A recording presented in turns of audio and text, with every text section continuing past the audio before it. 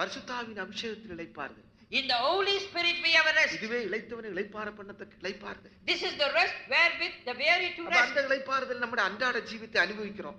We experience that rest in our day to day life. பரிசுத்தாவியிலே நிரப்பப்பட்டு கர்த்தரில் இளைப்பாறுகிறோம். We are filled in the Holy Spirit and rest in the Lord. நாலாவது என்ன?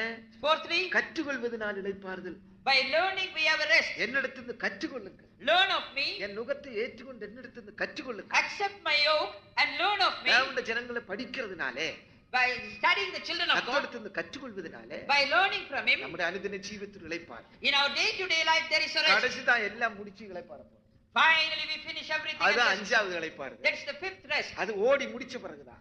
Then when we finish the course. அது கானானுக்குள்ளே தான். That is inside Canaan. கர்த்தருக்கு ஸ்தோத்திரம். Praise the Lord. இப்பொழுது நம்முடைய ஜீவிதத்தில் என்ன தேவை? What do we need now in our Israel life? சுகமாய் தங்கி இருப்பார். Israel shall be in all dwell safety. கர்த்தரில் இளைப்பாற வேண்டும். You will have to rest in the உன்னுடைய Lord. இளைப்பாறுதலின் ஜீவியத்தை நீ